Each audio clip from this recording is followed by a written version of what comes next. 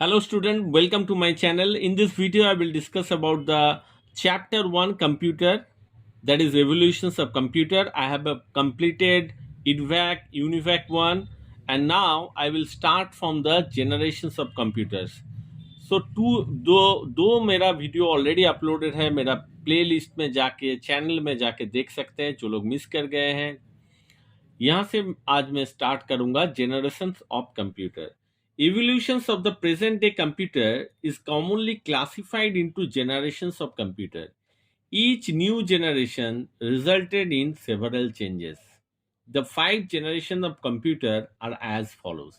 देखिए एक चीज यहाँ पे मैं बता दूं, एक जेनरेशन से नेक्स्ट जेनरेशन से फिर नेक्स्ट जेनरेशन किस लिए जाता है. देखिए फर्स्ट जेनरेशन में जरूर कुछ डिसएडवांटेज होगा, उसको ओवरकम करने के लिए नेक्स्ट जेनरेशन, फिर नेक्स्ट जेनरेशन जो इन्वेंटेड हुआ, जो भी कुछ इन्वेंटेड हुआ उसमें भी कुछ ड्रॉबैक्स रहेगा, उसको ओवरकम करने के लिए थर्ड जेनरेशन. ऐसे करके जेनरेशन वाइज कंप्यूटर का जो टेक्नोलॉजी है इम्प्रोवाइज होता गया और भी मॉडिफाइड होता गया और भी नया नया टेक्नोलॉजी उसमें इंट्रोड्यूस किया गया. तो इस बेसिस में जेनरेशन ऑफ कंप्यूटर भी वहाँ पे एक वर्ड वहाँ पे कंप्यूटर में बहुत इंपॉर्टेंट हो गया. तो यहाँ पे देखिए फर्स्ट जेनरेशन कंप्यूटर स्टार्टिंग जो हुआ है 1940 ईयर्स से लेकर 1956 ईयर्स तक. The first generation computers were based on the use of vacuum tubes. तो यहाँ पे जो टेक्नोलॉजी यूज करता था वो वैक्यूम ट्यूब्स के ऊपर यूज करता था. वैक्यूम ट्यूब्स एक इलेक्ट्रॉनिक आप कह सकते हैं प्रोडक्ट है, इलेक्ट्रॉनिक्स फीचर्स उसमें मौजूद है और ये यूज होता था फर्स्ट जनरेशन कंप्यूटर में. The vacuum tubes produced large amount of heat. तो इसका एक ड्रॉबैक है. क्या ड्रॉबैक है? ये large amount of heat generate करता है, मतलब मशीन जो है क्विकली गर्म हो जाता है एंड बर्न आउट फ्रीक्वेंटली. कभी कभी मशीन जल भी जाता है. तो ड्यू टू वैक्यूम ट्यूब्स, तो फर्स्ट जनरेशन में वैक्यूम ट्यूब्स आया, लेकिन वैक्यूम ट्यूब्स में ड्रॉबैक है. ड्रॉबैक क्या है? Large amount of heat and brand out frequently. यहाँ पे डेटा को स्टोर किया जाता था, किसमें करता था? Magnetic tapes. तो मैग्नेटिक टेप्स को यूज किया जाता था to store the data. They relied on the machine language to perform any operations. Machine language क्या है? मशीन लैंग्वेज है जो सिर्फ और सिर्फ machines can understand, not the human being. तो relied on the machine language to perform any operations. और machine language जानने के लिए, मशीन लैंग्वेज करने के लिए आपका जो कंप्यूटर का जो हार्डवेयर रहता है उनका जो आर्किटेक्चर रहता है उसको जानना भी बहुत ज़रूरी है. अदरवाइज मशीन लैंग्वेज से आप काम नहीं कर सकते. So they relied on the machine language to perform any operation and could solve only one problem at a time. तो पहले कंप्यूटर मल्टीटास्किंग जो था, मल्टीटास्किंग ये वाला कंप्यूटर में फीचर्स नहीं था. एट ए टाइम सिर्फ एक ही प्रॉब्लम को वो सॉल्व करता था. स्पीड भी उतना नहीं था. इनपुट वाज बेस्ड ऑन, तो इनपुट कहाँ से लेता था? जो इनपुट देता था, इनपुट कहाँ से लेता था? पंच कार्ड और पेपर टेप्स. तो यहाँ पे क्वेश्चन पूछा जाता है फर्स्ट जनरेशन कंप्यूटर में इनपुट कहाँ से दिया जाता था, क्या यूज करता था? Punch card and paper tapes. Output भी है, output was taken on printouts. This computer were slow, expensive and large in size. तो इसका जो ड्रॉबैक, पहला ड्रॉबैक है स्लो है, एक्सपेंसिव है, ज़्यादा दाम है, and large in size, size में भी बहुत बड़ा ज़्यादा है. साइज ज़्यादा है तो consume a large amount of energy. Size ज़्यादा होगा, क्या होगा? एनर्जी, जो इलेक्ट्रिक एनर्जी कंज्यूम करता है वो ज़्यादा कंज्यूम करेगा. एग्जाम्पल फर्स्ट जनरेशन कंप्यूटर का यहाँ पे पूछा जाता है UNIVAC, ENIAC and EDVAC. Now next, that is the second generation computer. Second generation computer का जो ईयर है 1956 के बाद ही 1963 तक है। The second generation computer use transistor. तो फर्स्ट जनरेशन कंप्यूटर में क्या था, वैक्यूम ट्यूब्स था। सेकेंड जनरेशन कंप्यूटर में ट्रांजिस्टर है in place of vacuum tubes. क्यों ना, ट्रांजिस्टर वेर चीपर, कम दाम था, and consume less power than vacuum tubes. तो वैक्यूम ट्यूब्स में जो ड्रॉबैक था कि लार्ज हीट जनरेट करता था, कभी कभी मशीन बर्न हो जाता था। लेकिन इसमें ये प्रॉब्लम नहीं है, ट्रांजिस्टर बहुत ही चीपर है और छोटा जगह को ये प्लेस में हो जाता है, फिट हो जाता है। Like the first generation this computer relied on magnetic tapes. तो फर्स्ट जनरेशन में स्टोरेज जो डेटा को स्टोर करता था वो मैग्नेटिक टेप था। इस जनरेशन में भी मैग्नेटिक टेप्स है, इसमें कुछ अंतर नहीं है। Second generation computer move from machine language to assembly language. तो फर्स्ट जनरेशन में मशीन लैंग्वेज था, सेकेंड जनरेशन में आया assembly language which allow the programs to specify the instructions in word में, मतलब इंग्लिश वर्ड में। जैसे कि आप दे सकते हो ऐड, हाँ, मल्टीप्लाई, एम्यूएल। तो ऐसा करके बहुत सारा जो इंग्लिश कमांड है, वर्ड रिलेटेड कमांड है, तो वो आप दे सकते थे। लेकिन मशीन लैंग्वेज में ये फैसिलिटी नहीं था। तो लैंग्वेज में थोड़ा डेवलप हुआ है, असेंबली लैंग्वेज लाया है, सम हाई लेवल लैंग्वेज भी लाया। जो असेंबली लैंग्वेज का जो ड्रॉबैक है उससे भी अच्छा बेहतर language, that is the high level language. तो such as Fortran, COBOL, and BASIC came into existence in this generation.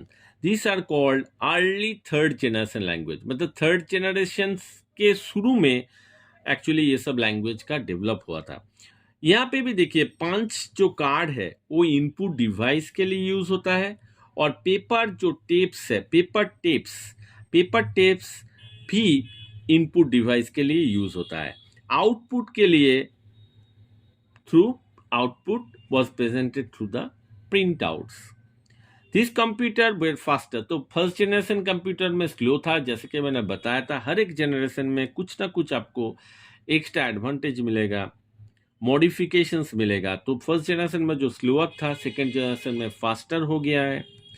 First generation में दाम जो है एक्सपेंसिव था, चीपर हो गया है। लार्ज था, स्मॉलर हो गया है, and more efficient than the computer of the first generation.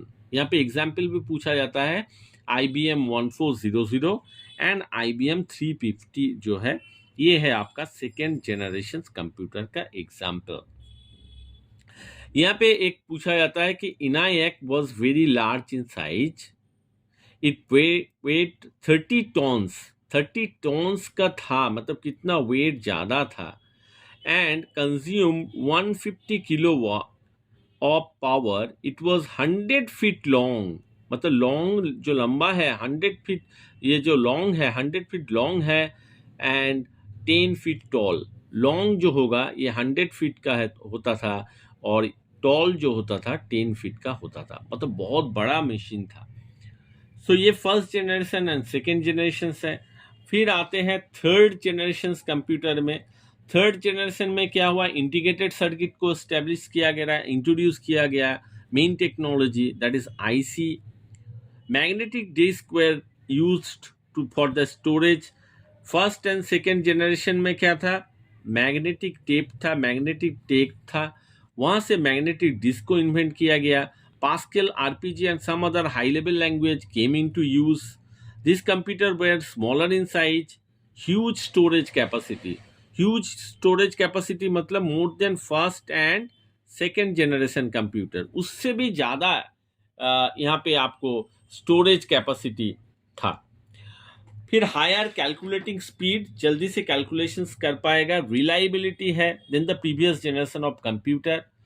The keyboard was used as input device. तो लास्ट जो भी मैंने बताया, first generation second generation, punch card को यूज किया जाता था, यहाँ पे पहली बार कीबोर्ड को यूज किया गया। whereas monitors and printers were used an output device. तो थर्ड जनरेशन कंप्यूटर में मॉनिटर का भी डेवलप या यूज आप कह सकते हैं हुआ है। IBM system 360, Apple one, Altair and some of the examples of the third generation computer. यहाँ पे और एक चीज है, fact file, that is transistor were invented by 1947 by the trio John Bardeen, William Shockley and Walter Breighton at Bell Labs। Transistor को पहली बार develop किया गया है। फिर आते हैं फोर्थ जनरेशन में। देखिए, fourth generation computer, the present day computer हम लोग जो यूज कर रहे हैं दैट इज फोर्थ जनरेशन। यहाँ पे इंटीग्रेटेड सर्किट के बाद यहाँ पे आया very large scale integrated circuits called micro processor का यूज हुआ। The use high capacity magnetic disk. देखिए, मैग्नेटिक डिस्क थर्ड जनरेशन में स्टार्ट हुआ। कैपेसिटी कम था, कैपेसिटी को इंक्रीज किया गया है फोर्थ जनरेशन में। In this generation the input is given to keyboard, जो थर्ड जनरेशन में भी था। माउस से भी दे सकते हैं और स्कैनर से भी आप इनपुट दे सकते हैं। Lady Augusta Ada Lovelace was considered as the first programmer. First programmer का नाम पूछेगा, this lady is the first programmer. Next, fifth generation computer के बारे में जान लेते हैं। लेकिन उससे पहले फोर्थ जनरेशन में अभी भी कुछ पॉइंट बाकी रह गया है। That is beside monitor, printer, various new devices such as plotters, speakers, output device है उसको भी इंट्रोड्यूस किया गया। have evolved output device during this generation. These computers can be linked together to share storage. एक computer के साथ दूसरा computer को लिंक करने का जो शेयरिंग का जो कॉन्सेप्ट वो फोर्थ जनरेशन में स्टैब्लिश हुआ। फिर आया है the use of microprocessor resulted in decreased size and increased efficiency. This computers are portable मतलब कहीं से भी आप कैरी कर सकते हो, इजीली कैरी कर सकते हो। Reliable, cheapest among all other generations. Some of the example of fourth generation computer are Apple, Macintosh, IBM PC etcetera. अभी fifth generation computer present and beyond अभी जो यूज कर रहा है कुछ फिफ्थ जनरेशन है और उसके बाद फ्यूचर में भी फिफ्थ जनरेशन कंप्यूटर होगा और भी बढ़िया कंप्यूटर होगा। Fifth generation computers evolve artificial intelligence AI where computers can think and react in the same way as humans do। तो अभी तक कंप्यूटर क्या कर सकता है, काम कर सकता है, लेकिन इंसान की तरह फीलिंग्स उसका कुछ नहीं है, सोचने का तरीका नहीं है। आप जो प्रोग्राम फिट करोगे वही प्रोग्राम को रन करेगा। तो अभी फिफ्थ जनरेशन में आर्टिफिशियल इंटेलिजेंस मतलब कंप्यूटर भी ह्यूमन की तरह थिंक करने लगेगा। ये है मेन मकसद फिफ्थ जनरेशन का। This computers still in development through there are some applications such as voice recognition that is being used today. The goal of the fifth generation computing is to develop devices that respond to natural language input and imitate human reasoning। मतलब natural आप English में जो बोलेंगे add 5 + 5 तो automatically वो calculate करके आपको answer दे देगा। सो यही तक था fifth generation computers. Hope you understand first generation, second generation, third generation and fifth generation. Next video I will discuss about the differences between first to fifth generation. Hope you like the video, and if you like the video then don't forget to subscribe my channel, like, share and comment. Thank you.